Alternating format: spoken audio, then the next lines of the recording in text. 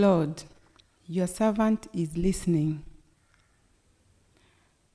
Today's topic, or today's lesson, is on family restoration. Family restoration. What is restoration? Family restoration is the act of getting a family back together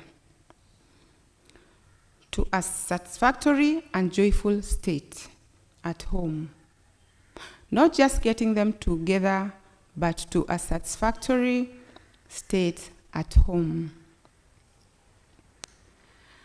And what is this that happens so that we need to restore our families? One, conflicts. And the types of conflicts are learning to live a new couple, birth of a baby, a child going to school, a child becoming an adult, say like teens, and a young person becoming an adult. Now, the 4 steps of restoration. We have confession, cleansing, creating, calling. Then we have the 4 R's of restoration. The 4 R's are, one of them is replace, renew, revive, and return.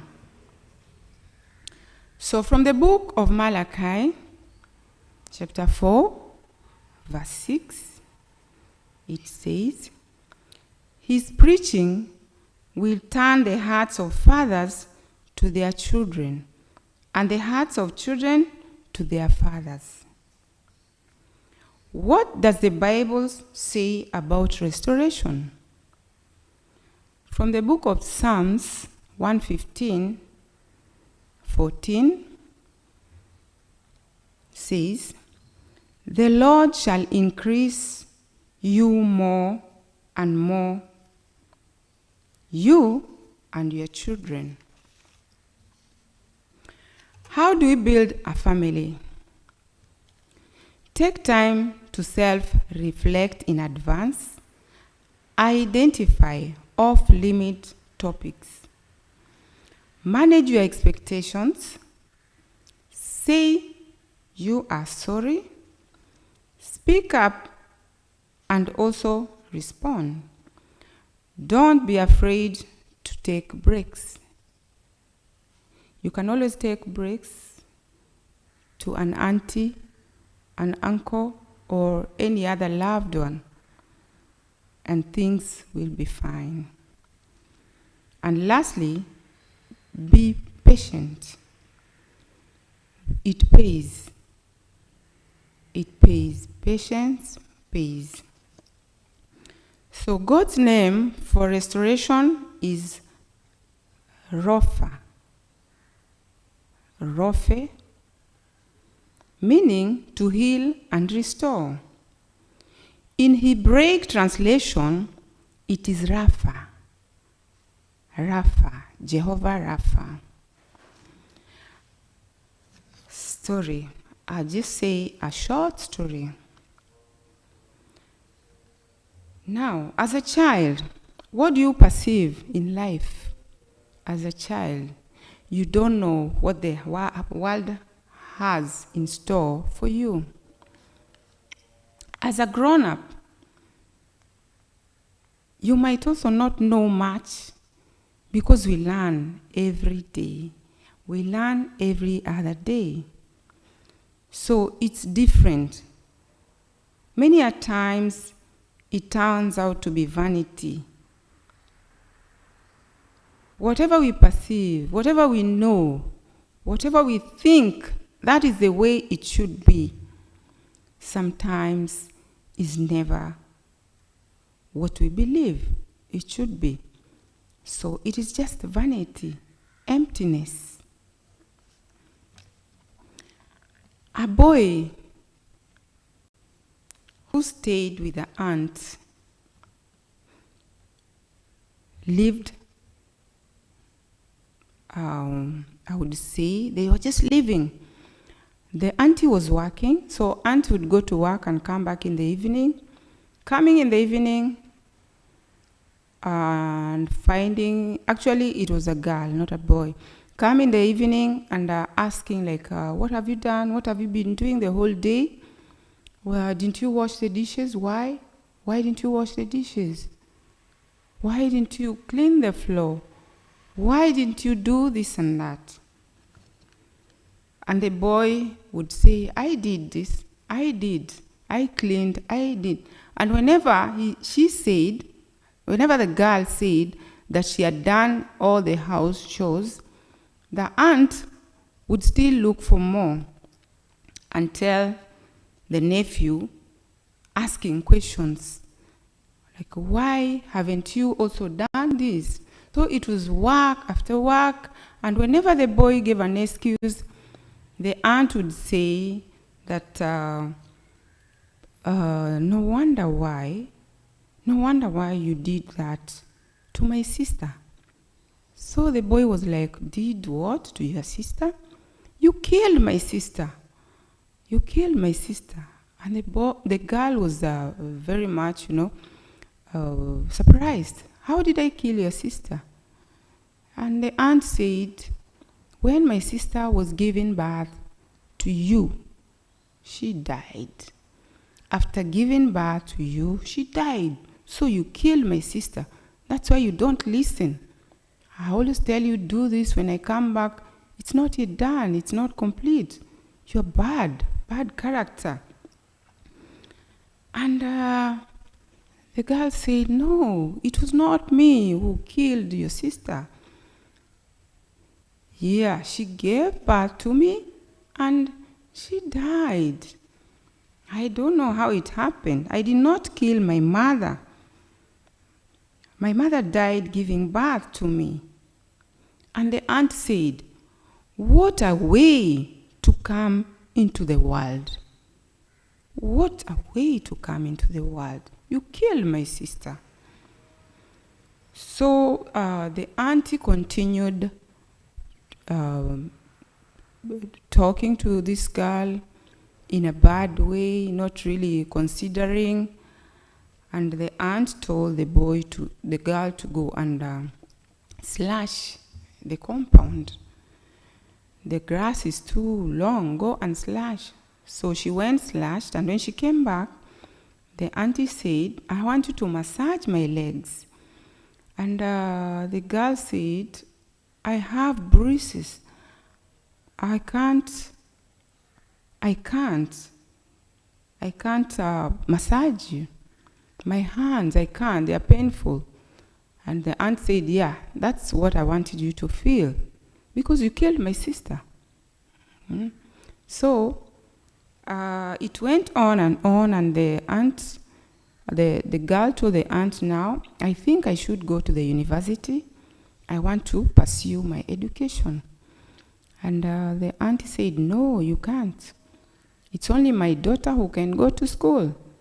And then a few weeks' time, the daughter comes and they are all over. It is this girl who had to cook, the orphan, who had to cook for them all, the aunt and the daughter. They would go places, yet she wanted to go to school, and the aunt said, no, you can't. That's not for you. Then one day, when she was just outside doing the gardening, a neighbor passed by and talked to her. She explained everything that she goes through, and the neighbor taught her the right way to go to church. Can you come to church with me on Sunday? And then at first, she didn't accept. Then the second time, the neighbor passed and told her the same thing. How is it going? How is it going? Can we go to church? And in Romans chapter 8, verse 28, it says, "In all things, God works for the good of those who love him." So, apparently, this girl accepted and they started going to church. And from church, she learned a lot. She really learned a lot. And as I continue, I'd like to sing this just a short song that goes like this. It's a familiar one, we all know it. And I would just like to encourage you. Read your Bible, pray every day, pray every day, pray every day. Read your Bible, pray every day if you want to grow. I'm encouraging all of us to read our Bible.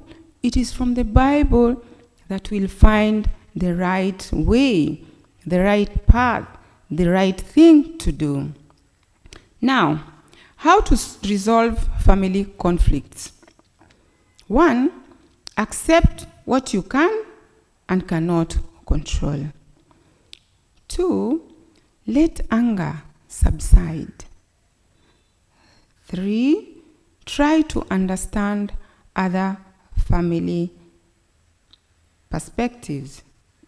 4, understand how it affects the family. 5, use I instead of you. I instead of you. Then number 6, some issues aren't worth fighting for. And 7, try to reach out. Try to reach out. Those are ways on how to resolve family conflicts. Now, how to rebuild a family? How to rebuild a family? Open up. 1, be honest. 2, communicate. Communication is the key. Communicate. That is the key. Practice active listening. Be a good listener. Do not interrupt. Do not interrupt, and do not be judgmental. Then stop blame game. Always blaming here and there. Stop blame game. Now, on the same story, other references are in the story of the prodigal son and the story of Joseph. So, I will pray. Prayer for family restoration. Today, Lord, I ask you, my Heavenly Father, to restore families, bring transformation to homes, act in our midst so that we have more respect, love, and unity. Please, Lord, touch the heart of each families and to receive back more than has been lost. May the final state be greater than the original condition. May we ascend. Restore us, O God. Let your family shine, that we may be saved. In Jesus' name I pray.